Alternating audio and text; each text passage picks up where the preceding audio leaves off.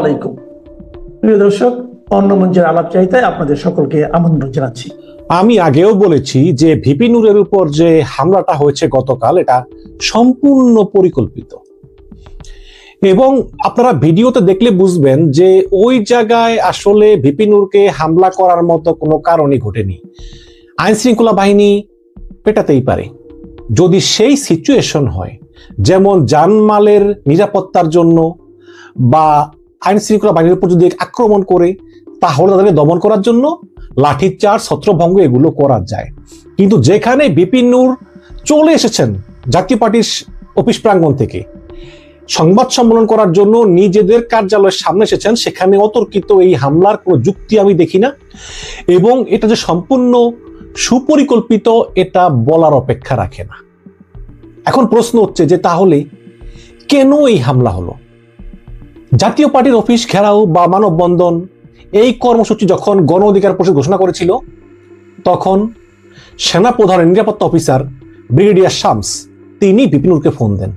Phone দিয়ে বলেন যে নুরু ভাই, এগুলো কইরেন না, এমনিতেই দেশ অনেক সংকটে, একটা নির্বাচন হোক, সেই নির্বাচনে যে জিতে সে আসবে, যে জিতবে না সে আসবে না, তাই না? কিন্তু নির্বাচনের আগে এভাবে জাতীয় পার্টির অফিস ঘেরাও করা আপনার কোনো প্রয়োজন নেই বলে আমি মনে করি, প্লিজ দয়া করে আসবেন না। তখন নূর সাহসী, কিন্তু আবার একটু রাগও আছে। নূর বলে, আরে দূর, আপনারা সেনাবাহিনী আপনারা কি করতে পারবেন? জাতীয় পার্টি ফ্যাসিবাদের দোসর, এই জাতীয় পার্টিকে নিষিদ্ধ করতে হবে, কারণ এই গত 14-15 বছর ধরে আওয়ামী লীগের এই অবৈধ ক্ষমতা টিকিয়ে রাখতে সবচেয়ে বড় সহযোগী ছিল জাতীয় পার্টি, হুইচ ইজ ট্রু।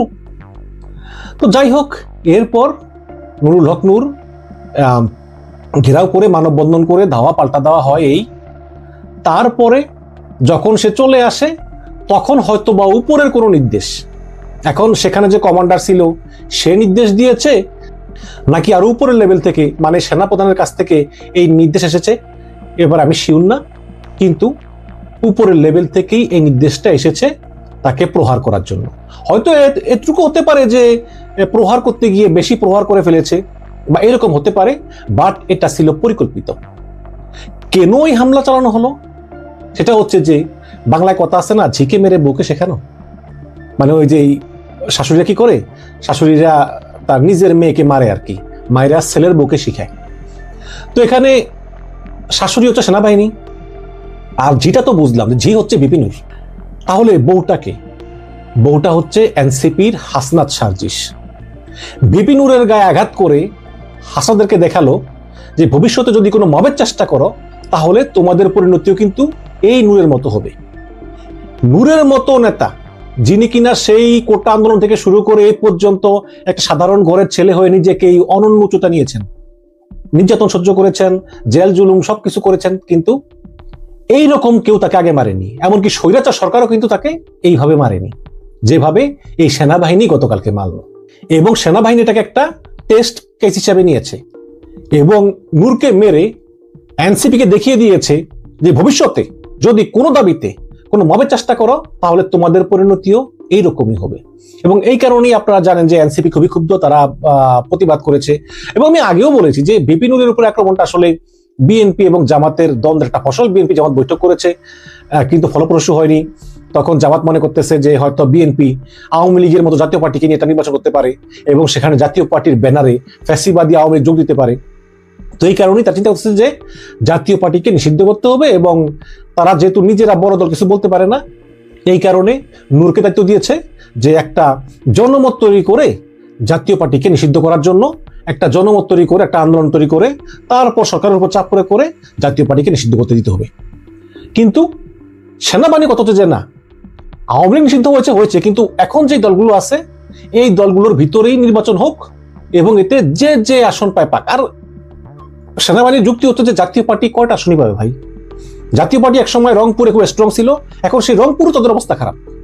তো জাতীয় পার্টি তো ওই রকম না, তারা যদি 2-4টা আসন নিম্ন পেয়েও যায় তো তাদের সমস্যা কি? 300-র ভিতরে 2-4টা যদি পায়ও তাতে কি আসে যায়?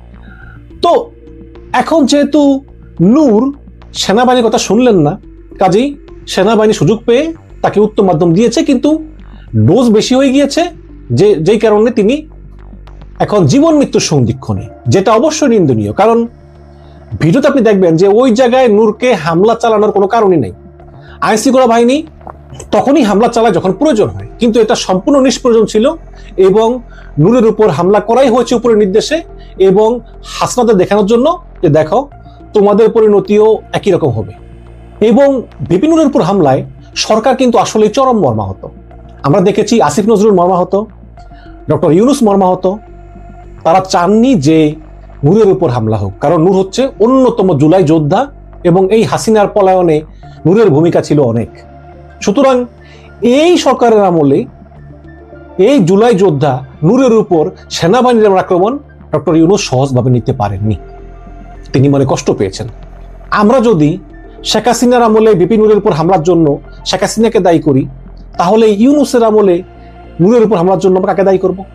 ইউনূসকে তো দায়ী করবো, তাই না? তো এই কারণে ডক্টর ইউনূস তিনি খুবই মনে কষ্ট পেয়েছেন এবং তার মন খারাপ এবং তিনি এটার প্রতিবাদও জানিয়েছেন। এখন অনেকে আশাসী করে যে সরকার প্রধান প্রতিবাদ জানায় কার কাছে? মানুষ তো প্রতিবাদ জানায় সরকারের কাছে, কিন্তু সরকার প্রধান প্রতিবাদ জানায় কার কাছে? কারণ সেনাবাহিনী সরকারের অধীনে, পুলিশ সরকারের অধীনে। তাহলে সেখানে ডক্টর ইউনূস বা আসিফ নজরুল তারা যে প্রতিবাদ জানায়, এই প্রতিবাদ তারা কার কাছে জানায়? কারণ তারাই তো সরকার।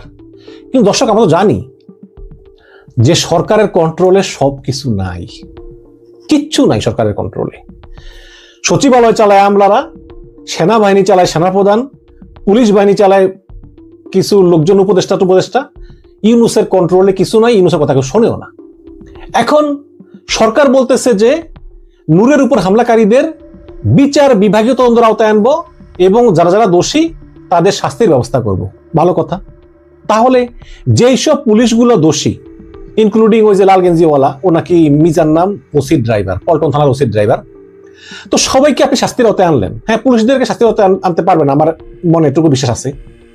কিন্তু নূরকে কিন্তু পুলিশেরা পিটায়নি, পুলিশেরা পিটিয়েছে নূরের কর্মীদেরকে। নূরকে স্বয়ং সেনাবাহিনী পিটিয়েছে। এখন সেনাবাহিনীর যে 3, 4, 5 জন বা 6 জনই ধরি যারা নূরের উপর হামলার সঙ্গে জড়িত, আপনি কি পারবেন তাদের আইনের আওতায় আনতে? আপনার তো সেনাবাহিনীর উপর কোনো কন্ট্রোল নাই। সেনাবাহিনী আপনার কথা শোনে না, আপনিও সেনাবাহিনীর কথা শুনেন না। পারবেন তো না। তো এই হচ্ছে কি অবস্থা। এখন ডক্টর ইউনূস আগামীকালকে 3টা বড় দলের মিটিং ডেকেছেন। বিকাল 3টায় কথা বলবেন বিএনপির সঙ্গে, 4:30টায় কথা বলবেন জামাতের সঙ্গে এবং 6টায় কথা বলবেন এনসিপির সঙ্গে। খেয়াল করবেন, প্রথমে তিনি 3টায় কথা বলবেন বড় দল বিএনপির সঙ্গে, কথা বলে তিনি বিএনপির মনোভাব নেবেন। তারপর 4:30টায় কথা বলবেন জামাতের সঙ্গে, দ্বিতীয় বৃহত্তম দল জামাত ইসলামের মনোভাব জানবেন। তো এই 2 দলের মনোভাব জেনে সর্বশেষে সন্ধ্যার পরে তিনি বসবেন 6টার দিকে এনসিপির সঙ্গে। যেই এনসিপি তাকে নিয়োগ দিয়েছে, তিনিই তো বলেন যে এনসিপি বা ছাত্ররা আমাকে নিয়োগ দিয়েছে। সুতরাং এই এনসিপির সঙ্গে তিনি বসে বিএনপি এবং জামাতের সঙ্গে কি আলাপ হলো, কতটুকু ঐকমত্য হলো বা কতটুকু বিষয় একমত বা কিরকম সহযোগিতা করবে, এই সব বিষয় নিয়ে তিনি এনসিপির সঙ্গে একটা ডিটেলস আলোচনা করবেন।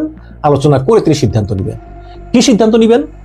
আমি মনে করি যে আগামীকালকে তিনি অনেক গুরুত্বপূর্ণ সিদ্ধান্ত নেবেন। কারণ ডক্টর ইউনূস কিন্তু এইভাবে থাকতে চান না। ইউনূস কিন্তু এর আগেও বলেছেন যে আমি পদত্যাগ করব। আমার মনে হয় যে আবারও তিনি সে একই আওয়াজ দিবেন। কারণ যদি সরকার প্রধান হয়ে সরকারের উপর কোনো কন্ট্রোল না থাকে, যেমন তিনি সেনাবাহিনী প্রধানকে সরাবেন, সেখানেও বিএনপির আপত্তি, জামাতের আপত্তি, সেনাবাহিনীর প্রতি কোনো কন্ট্রোল নাই, সচিবদের প্রতি কোনো কন্ট্রোল নাই, সচিবরা বিএনপির লোকদের কথা শোনে কিন্তু সরকারের কথা শোনে না।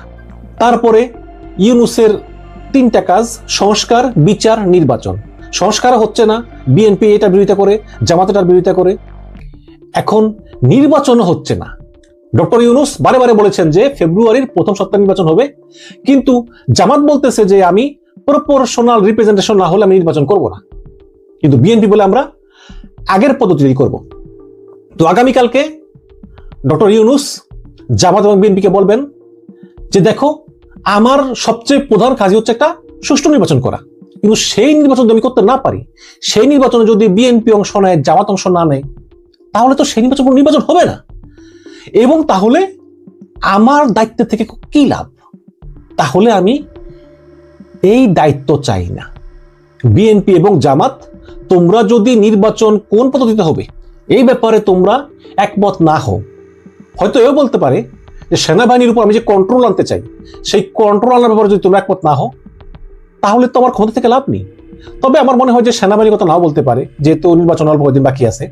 তবে সেনাবাহিনী এখন যে ম্যাজিস্ট্রেসি পাওয়ার নিয়ে মাঠে আছে, সেটা রাখবে কি রাখবে না এটা নিয়ে আলাপ হতে পারে। তবে আমার মনে হয় যে সেনাবাহিনী থাকবে, সেনাবাহিনীকে উইথড্র করবে না। তবে সেনাবাহিনী কিন্তু খুব মাইন্ড করেছে।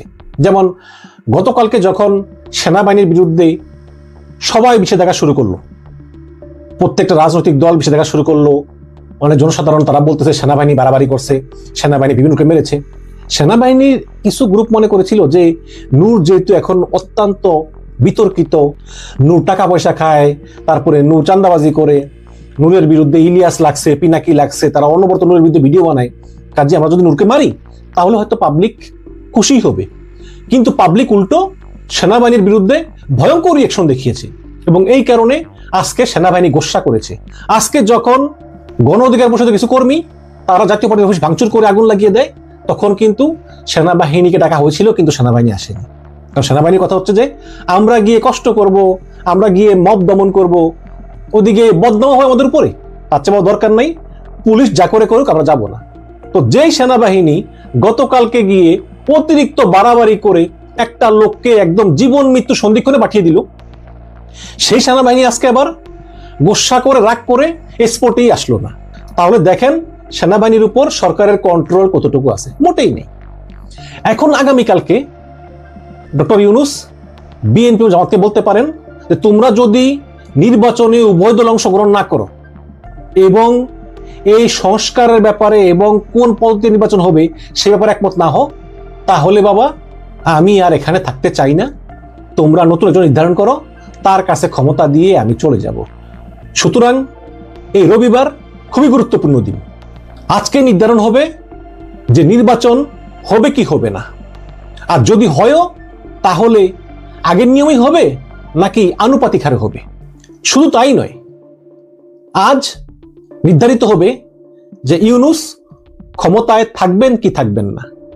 ডক্টর ইউনূস বিএনপির সঙ্গে, জামাতের সঙ্গে, এনসিপির সঙ্গে যে আলোচনা করবেন সেই আলোচনার আলোকেই নির্ধারিত হবে নির্বাচনের ভাগ্য এবং নির্ধারিত হবে ডক্টর ইউনূসেরও ভাগ্য। আমরা নজর রাখবো এবং আপনারা নজর রাখুন।